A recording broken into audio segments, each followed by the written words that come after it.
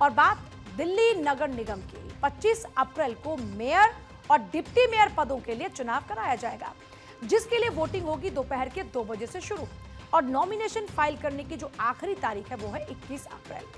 वहीं दूसरी तरफ एमसीडी मेयर चुनाव के ऐलान के साथ ही भारतीय जनता पार्टी को दिल्ली में पहली बार अपनी ट्रिपल इंजन वाली सरकार बनाने का मौका भी दिख रहा है, क्योंकि 2022 में एमसीडी चुनाव हारने वाली बीजेपी इस बार आम आदमी पार्टी से मेयर और डिप्टी मेयर का पद छीनने के लिए बड़ी दावेदार है। सबसे पहले मेयर के चुनाव के लिए तय की गई तारीखों का हिसाब किताब आपके सामने रखते हैं।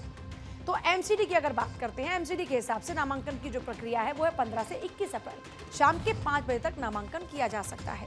वहीं दिल्ली नगर निगम की बैठक की बात करते हैं, 25 अप्रैल को बैठक होगी और 25 अप्रैल को मेयर और डिप्टी मेयर का उसके बाद में चुनाव होगा। इस वक्त आम आदमी पार्टी के महेश कुमार मेयर हैं।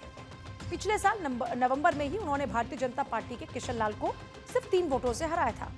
उस वक्त मेयर के चुनाव के आंकड़े क्या थे, आइए एक बार उस पर नजर डाल लेते हैं।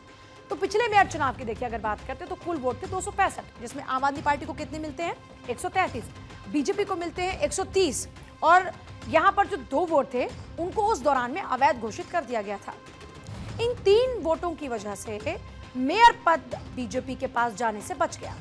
लेकिन पिछले मेयर चुनाव के बाद की अगर बात करते हैं तो एमसीडी के अंदर उसके बाद से बहुत कुछ बदल चुका है। दिल्ली विधानसभा चुनाव में बीजेपी के बेहतरीन प्रदर्शन के बाद पार्टी मजबूत हुई है और आम आदमी पार्टी के कई पार्षदों ने बीजेपी का दामन थाम लिया। यानी 2022 में एमसीडी चुनाव के मुकाबले इस बार का हाल काफी अलग है। आइए 2022 के एक बार आंकड़ों पर नजर डालते हैं।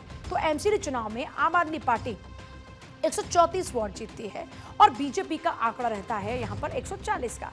कांग्रेस की बात करते हैं तो आंकड़ा रहता है 9 का और जो निर्दलीय रहते हैं उनका आंकड़ा रहता है 3 का।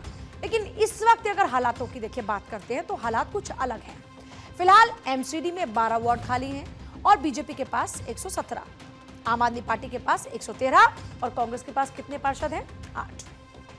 अब ये भी बता दें आपको कि दिल्ली में जो मेयर का पद है वो 5 साल के लिए रोटेशन के आधार पर होता है। पहला साल महिलाओं के लिए, दूसरा साल ओपन कैटेगरी के लिए, तीसरा साल रिजर्व कैटेगरी के लिए, बाकी 2 साल फिर से ओपन कैटेगरी के लिए रिजर्व होता है।